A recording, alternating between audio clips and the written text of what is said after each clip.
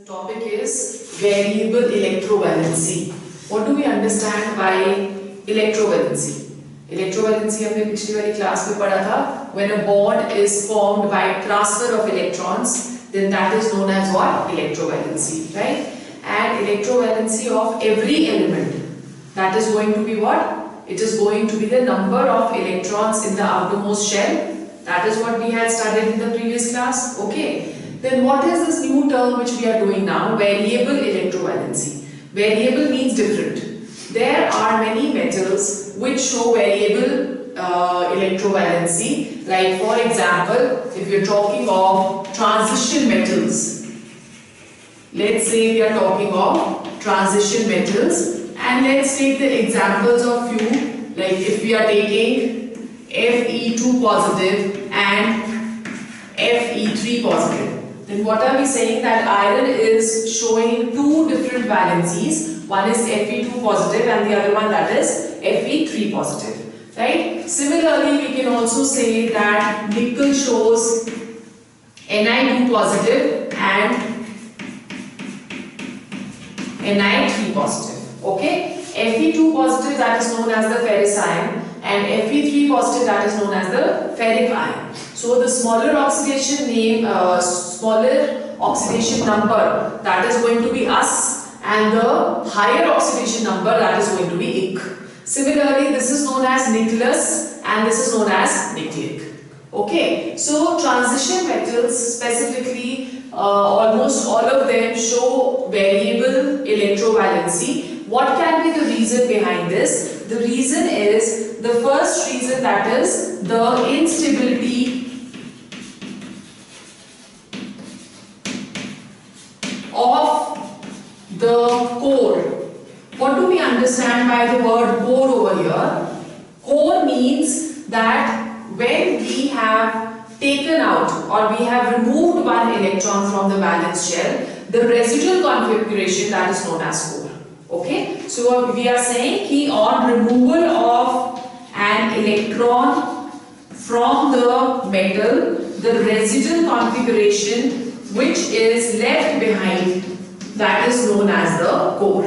So if the core is going to be unstable, it is has a tendency to lose more electrons to come to a stable electronic configuration. For example, let's take the example of these two ions which we have taken over here. We are taking iron atom, right, with atomic number of 26, and the electronic configuration, that is going to be argon 4s2 3d6. Right. Now if iron is losing 2 electrons, Fe2 positive, the atomic number now becomes equal to 24, and the electronic configuration, that will become as 4s0 3d6.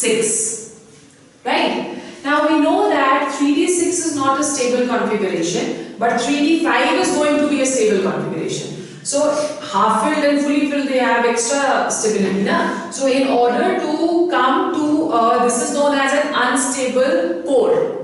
Right? In order to attain a stable core, Fe2 positive loses one more electron to go into Fe3 positive state with 20. How many electrons? Sorry. 24 and 23 electrons. Okay. So if we are going to 23, we have argon 4s0 3d5. Now this gives it a stable configuration. Therefore we say that Fe3 positive, that is going to be more stable with respect to Fe2 positive. So if we have two different compounds of iron,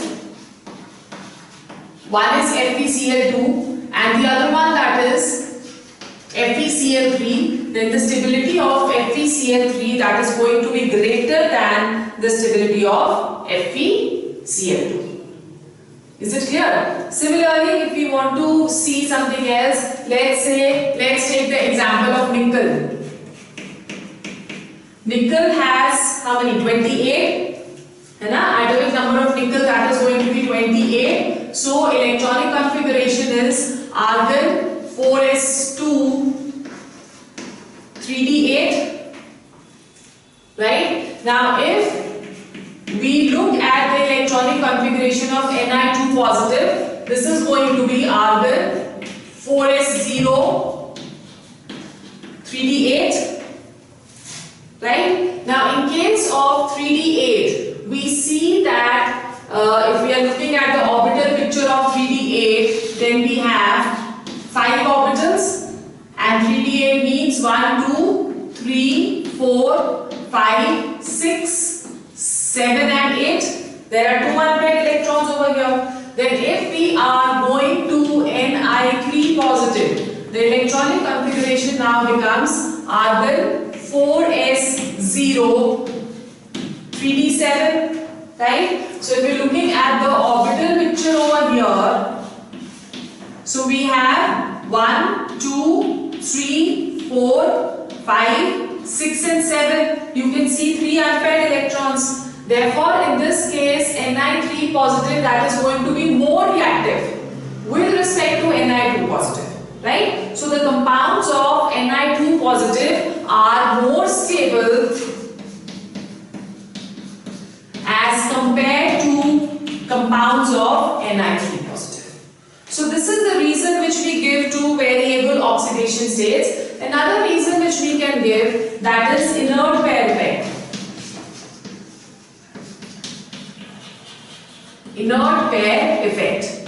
This effect is more prevalent or more predominant in the p block.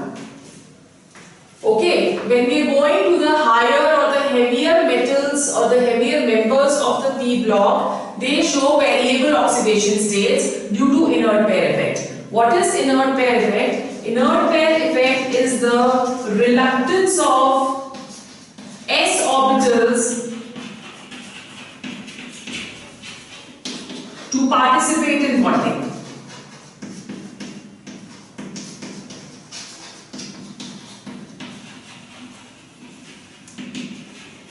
ठीक है? It is the reluctance of s orbitals to participate in bonding, which means that if we are looking at, say, the electronic configuration of some higher element, say Sn, okay, Sn that belongs to group 14. If you are looking at the general electronic configuration of tin, the general electronic configuration is going to be Ns2Np2. Right? Now over here in group 14, the valence electrons, they are 4. So tin can either lose all 4 electrons, or it can lose only 2 electrons. So it has 2 oxidation states. One is when it is losing only 2 electrons, then the oxidation state is Sn2 positive. When it is losing 4 electrons, the oxidation state is Sn4 positive. Okay? So over here we say that as we keep going down the group, so if you're looking at carbon, silicon, germanium, tin and lead, as we keep going down the group, the lower oxidation state keeps on becoming more stable. Okay, so Sn4 or Sn2, if we are comparing, then Sn4 is more stable, but if we go to lead, lead will also show the same oxidation states, Pb2 positive and Pb4 positive.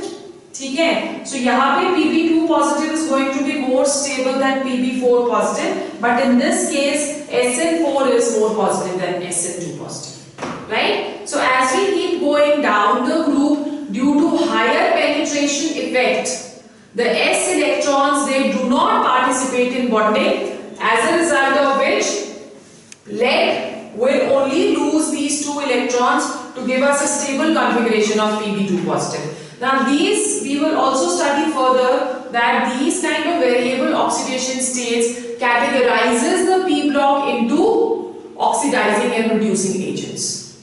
ठीक है? Anything which has a tendency to lose electrons, that is going to behave as a reducing agent, and anything which has a tendency to gain electrons, that is going to behave as an oxidizing agent. ठीक है? So if we comparing both of these, the stable electronic configuration over here for tin, that is 4 positive. Okay, so it is going from 2 positive to 4 positive, that is it is losing, it has a tendency to lose electrons.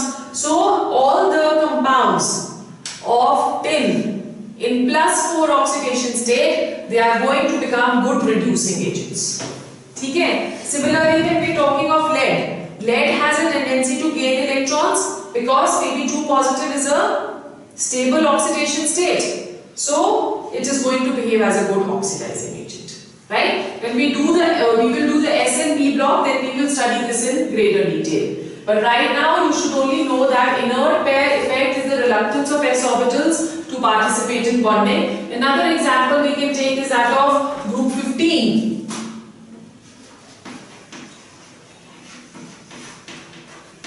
If we're talking of group 15 over here, the electronic configuration is Ns2, Np,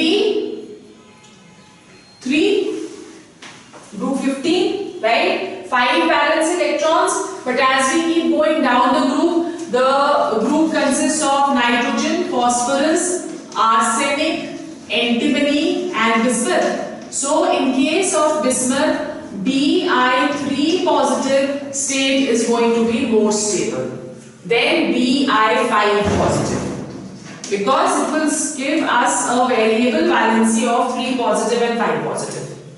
ठीक है? So this is what inert pair effect is.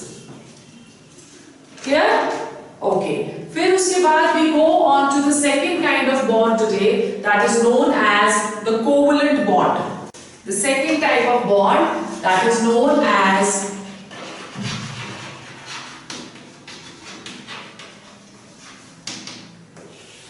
the covalent bond. Covalent bond is formed by mutual sharing of electrons.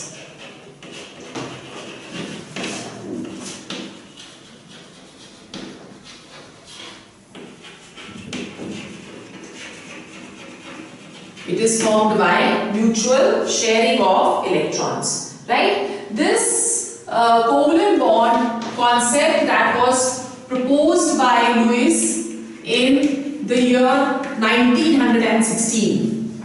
Okay, now over here, according to this concept, there are certain atoms which do not have the tendency to gain or lose electrons.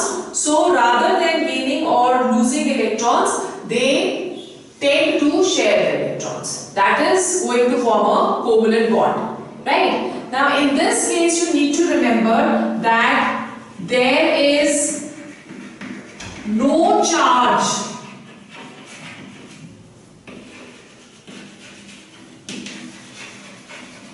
on the atom.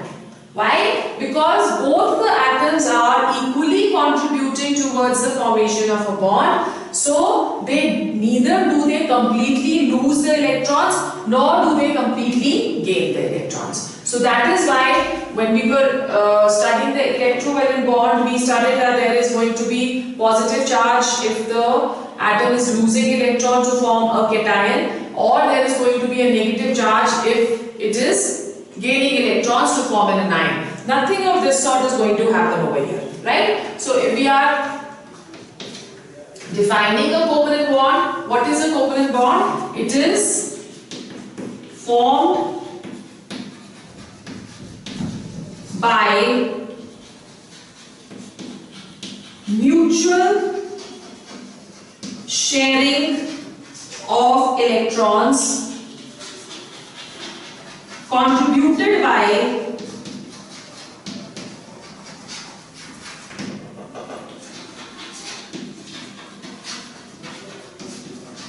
each atom. ठीक है? Contributed by each atom. What are the conditions for formation of covalent bonds?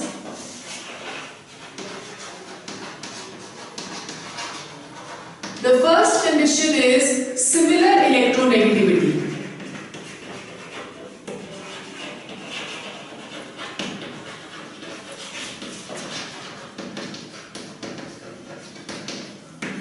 Similar electronegativity. both the elements, they should have similar electronegativity such that we say that the bond formation which is taking over here, in that the shared pair of electrons remains in the center. Okay, there should be the electronegativity difference should be 0.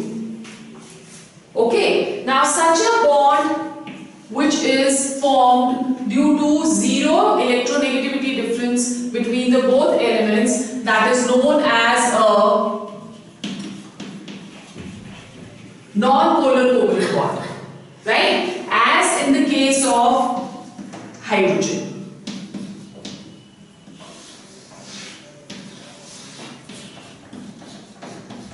As in the case of hydrogen.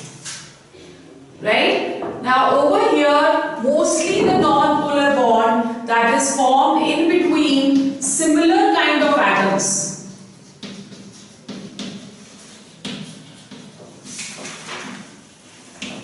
Right? It is formed in between similar kind of atoms. Okay, so that is what a non-polar bond is. Or in other words, you can say that this kind of bond that is formed in between homogeneous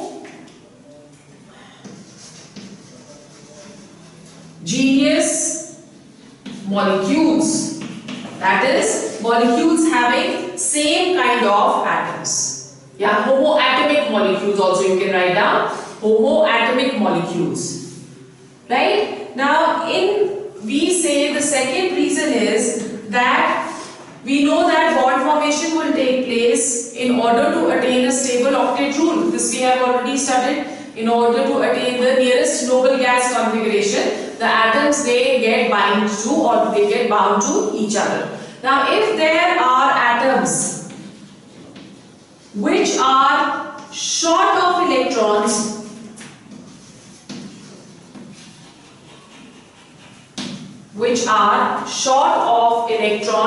than their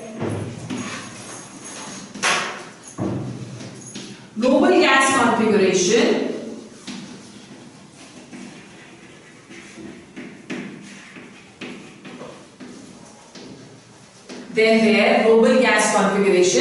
then they try to share the electrons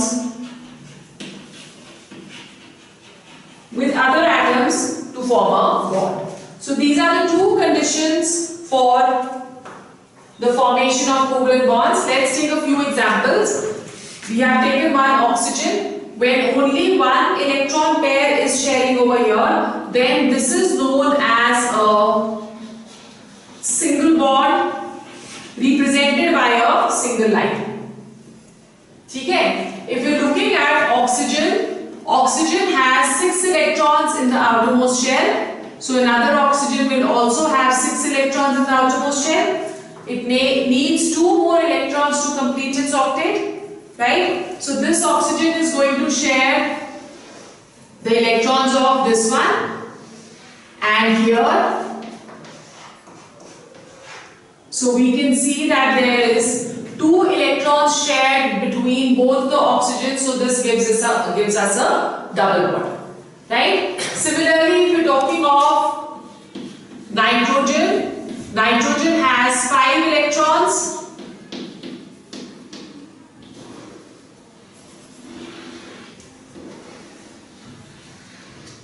Right? So you can see that 3 electron pairs are being shared over here.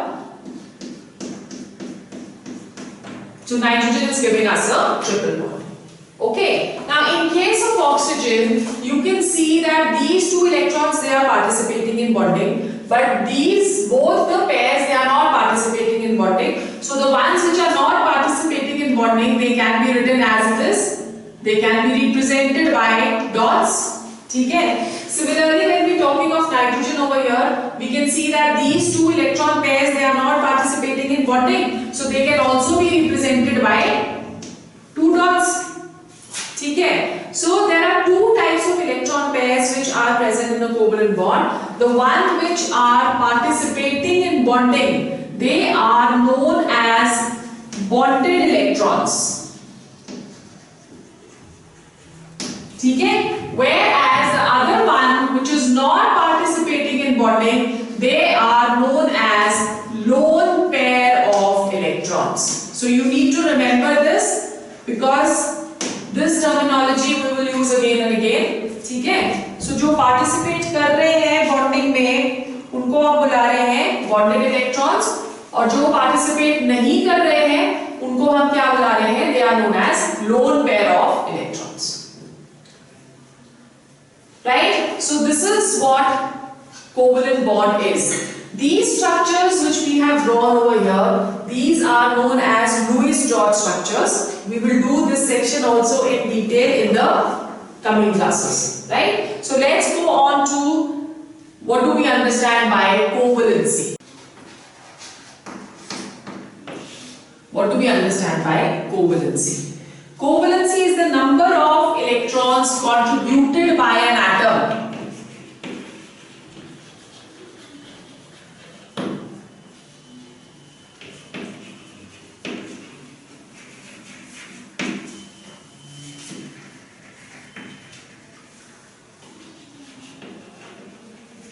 right towards formation of a covalent bond. So it is the number of electrons contributed by an atom towards formation of a covalent bond, right? So we generally, what do we say, that the s and p electrons of the valence shell, they participate in bonding, and that gives us the covalency. Like for example, if we have hydrogen, right, we know that the electronic configuration of hydrogen is 1s1. So what is going to be the covalency over here? The covalency will be 1. Similarly, if you are talking of fluorine, fluorine has the electronic configuration of 2s2, 2p5.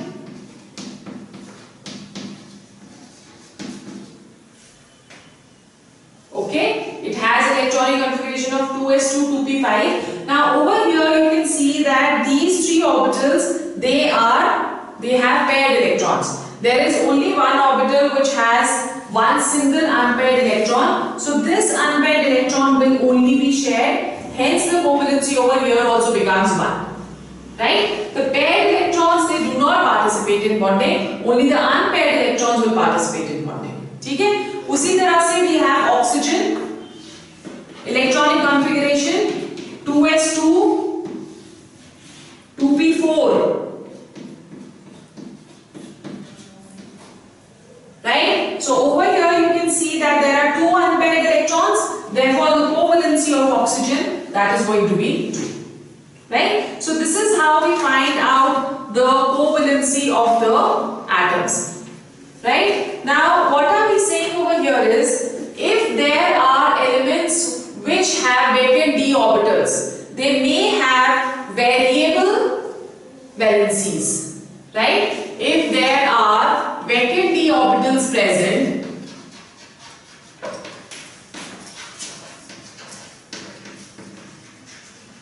then the electrons get excited into the d orbital and hence they become unpaired. Like, let's take the example of phosphorus over here.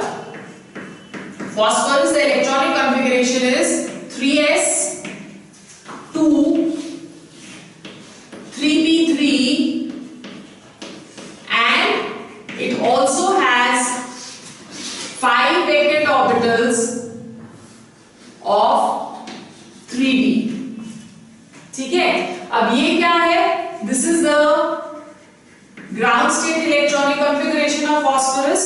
According to the ground state electronic configuration, the atom of phosphorus can only show 3 covalency.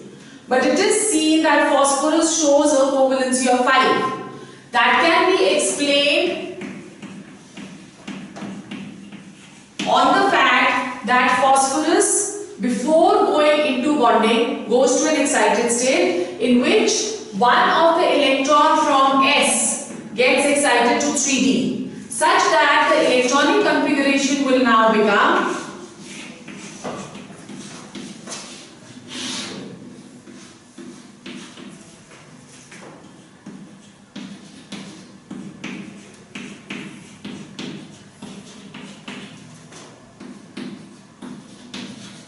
right. So you can see over here that there are 5 unpaired electrons, as a result of which phosphorus can show a covalency of 5 because of 5 unpaired electrons, right. Similarly, all the second members of each group, they can exhibit this kind of a behavior, right. Like if we are saying that we're talking of fluorine, fluorine is the first member of its group. It does not have vacant d orbitals, so it cannot extend its valency than 1.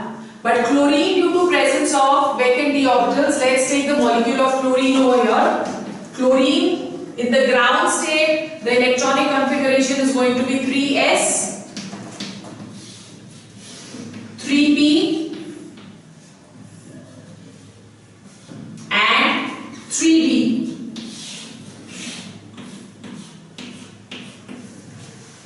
Okay, so this is 3s, 3p, 3d.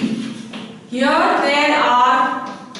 there is only one paired electron present. So in the ground state, the valency or the covalency of chlorine is going to be only 1. But if it goes to its cyclic state, then all these electrons, they can be unpaired.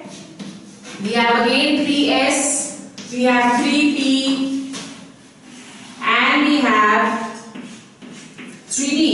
ठीक है ना? So here there is going to be one electron, from here one electron goes over here. यहाँ पे भी एक electron, from here one electron goes over here. यहाँ पे भी एक electron. So now you can see 1, 2, 3, 4, 5, 6, 7. So chlorine can extend its covalency to 7. It shows a covalency of 1.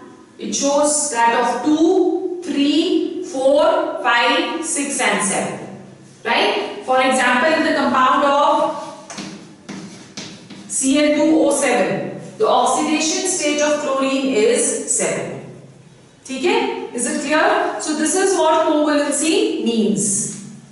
Then what do we understand by covalent compounds? What are covalent compounds?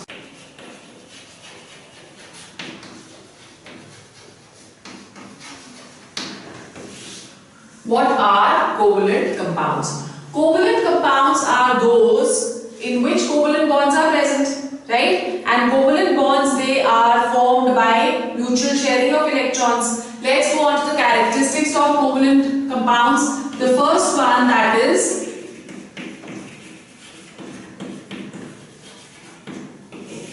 physical state. As we had discussed that the ionic compounds, they mostly exist as solids because the forces of attraction in case of covalent compounds are weak, right? As a result of which these exist as gases or liquids due to weak forces of attraction. Okay? Due to weak forces of attraction, and they also have low boiling points. Right? Then second property, let's elaborate this point from here. Low melting points and boiling points. The reason I have already given that they have low melting and boiling points due to weak forces of attraction, except for certain covalent compounds like silicon carbide, which is known as carborundum, then diamond, then silica. These have, silica is SiO2, These have higher melting points because of their giant molecules, or we can say that these have three-dimensional network structures, as a result of which the forces of attraction, they become stronger and they have higher melting points. Okay? The next is we have third. Some of the covalent compounds, they exhibit crystal structure. These crystal structures, they are of three types. Okay? The first one, that is known as, we say that the units in this case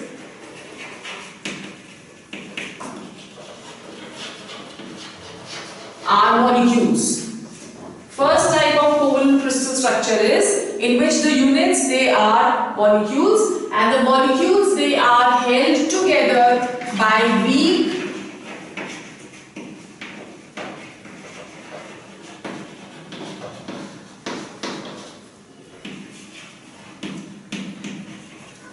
van der Waals forces. Okay? They are held together by weak van der Waals forces. Examples are sulfur, iodine, phosphorus,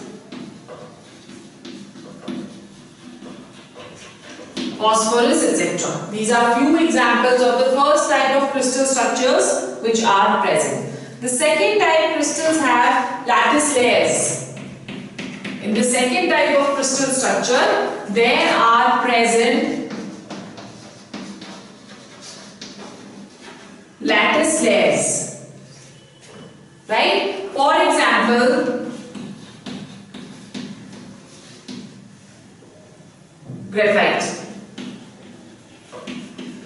Because of the layered structure of graphite, it has one free electron and thus it conducts electricity. Okay? And also, due to its layer structure, one layer can slide over other. One layer can slide over other. That is the reason why it marks paper black. Okay? And also due to the structure of graphite, it is very soft, as a result of which it is used as a lubricant. Right? Then the third type is in which every atom is bonded to 4 other atoms. So basically over here, the units, they are going to be atoms having a 3-dimensional structure.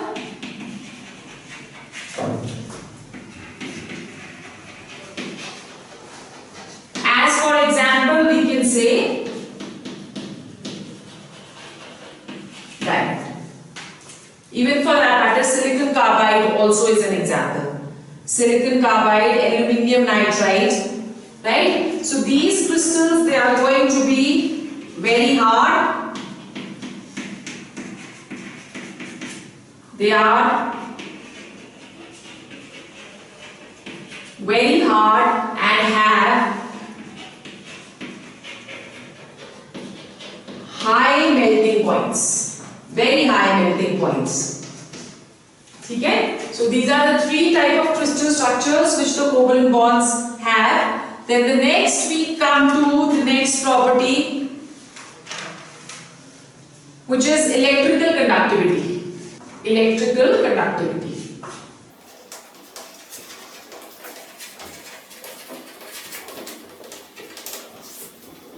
Okay, now electrical conductivity, when we are talking of, we say that the covalent compounds, they are bad conductors. They do not conduct electricity because they do not have free electrons or they do not have free ions. Okay, but there are certain polar covalent compounds, about which we will study in our next topic. Polar covalent compounds which have free ions. What are polar covalent compounds? As for example, we are taking HCl.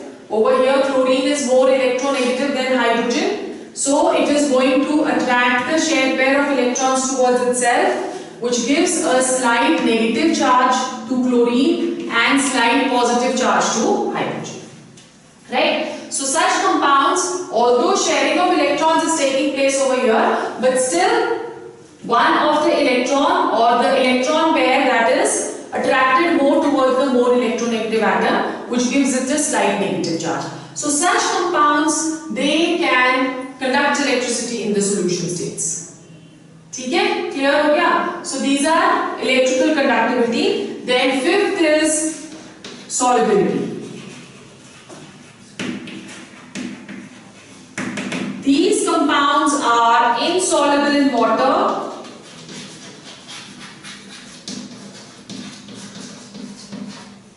Right? Except for polar compounds. Except for polar covalent compounds. ठीक है? And they are soluble in organic solvents,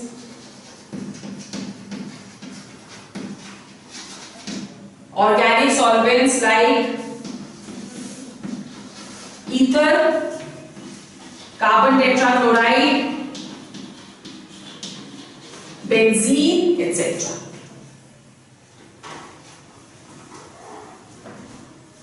ठीक है? Clear हो गया? Then why this is happening? This is due to the principle like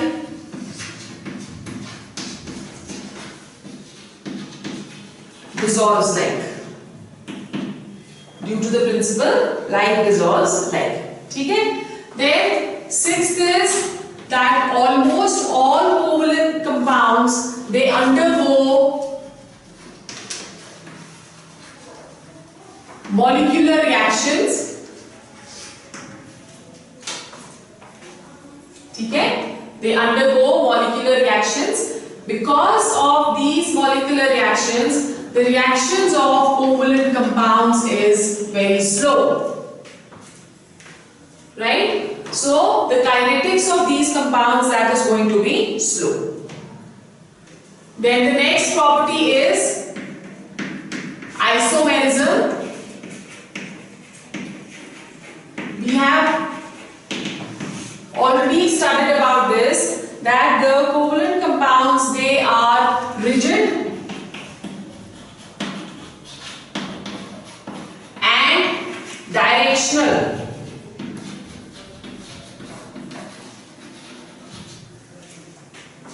ठीक है? These compounds, they are rigid and directional. Because of their directional nature, they show different structures in space. So you know what isomerism is? Isomerism is those compounds having the same molecular formula but different structural formula. They are said to be isomers, and the process is known as isomerism. So they exhibit isomerism, right? Both structural and space. So this is all about the covalent compounds. Now we've done two kind of compounds. Let's do the differences between them. We have ionic compounds and we have covalent compounds.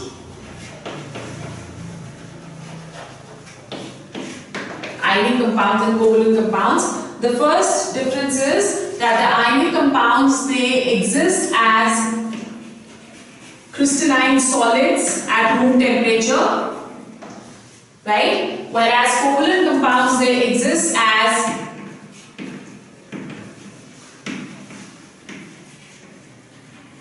liquids or gases at room temperature. ठीक है? Then the ionic compounds, they are hard and brittle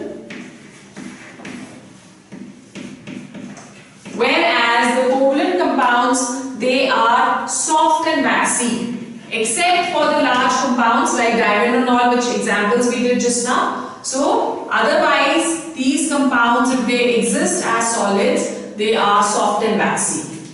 Okay? Then number 3, the ionic compounds, they have high melting and boiling points. Okay? Whereas covalent compounds have low melting and boiling points.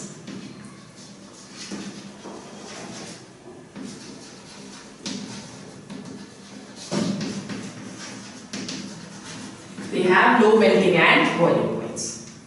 Okay? Then number 4, they are soluble in water.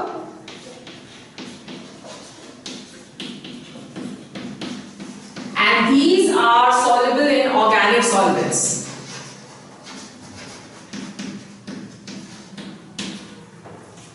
These are soluble in organic solvents. ठीक है? फिर उसके बाद these are good conductors of electricity.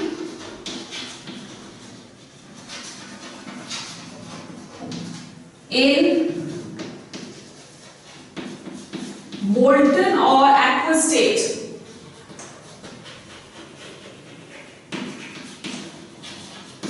ठीक है? Whereas covalent compounds are bad conductors.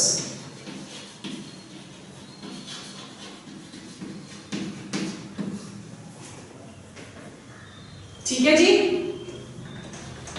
Then number 6, the ionic compounds undergo ionic reactions.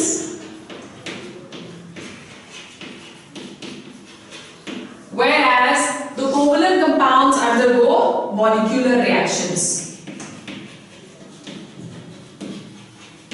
So the reactions of ionic compounds are instantaneous, they are very fast, whereas those of covalent compounds, they are slow reactions. Okay? So today we will do only till here.